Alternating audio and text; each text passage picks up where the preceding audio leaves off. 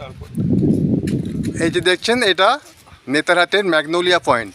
হ্যাঁ, এই magnolia point, হ্যাঁ ম্যাগনোলিয়া পয়েন্ট এটা কিসের জন্য হয়েছে সেটা হলো যে এখানে একজন ব্রিটিশ ভাইসরয় ছিলেন, সে বেড়াতে এসেছিলেন এবং তখন তার মেয়ে নাম ছিল এই ম্যাগনোলিয়া, এবং সে ঘুরতে ঘুরতে এইখানে অনেক কাউবেল দেখবেন, কাউ ঘুরছে, হ্যাঁ এই কাউদের যে রাখাল, এই রাখালের বাঁশি শুনে সে প্রেমে পড়ে, আচ্ছা এবং প্রেমে পড়ার পরে সে বাবাকে গিয়ে বলে যে আমি রাখালকে ভালোবাসি।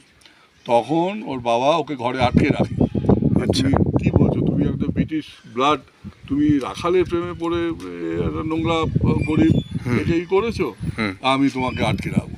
তখন ও জোর করে এইখানে ঘুরে এসে ওই রাখালকে ইতিমধ্যে ওই যে ব্রিটিশ সে এই রাখালকে এখান থেকে ছুঁড়ে ফেলে দিয়েছে, এই সুইসাইড পয়েন্ট থেকে ওকে মেরে ফেলে, ও রাখালকে ফেলে দিয়েছিল অলরেডি, ফেলে দিয়েছে আচ্ছা ব্রিটিশ, আচ্ছা যে ওর বাবা।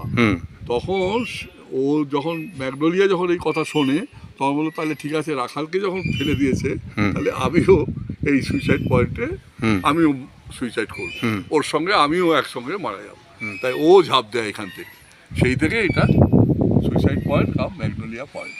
তার মানে এই যে এখানে যে পাথর দিয়ে বানানো আছে এখান থেকেই জাম্পটা দিয়েছিল, মানে ঘোড়া সমেত জাম্প দিয়েছিল, ঘোড়া সমেত জাম্প দিয়েছে। আচ্ছা। ঘোড়া চড়ে ঘুরতো, তখন তো আর গাড়ি টাড়ি ছিল না, হ্যাঁ হ্যাঁ, তখন এইটাই করেছে।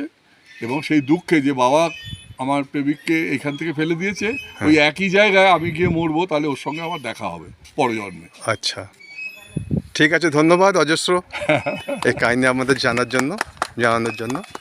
দেখুন এখানে পাথর দিয়ে বাঁধানো আছে, এখান থেকেই জাম্প করেছিলেন। না, তখন তখন তো রেলিং টেলিং ছিল না, না তখন একদম অনেক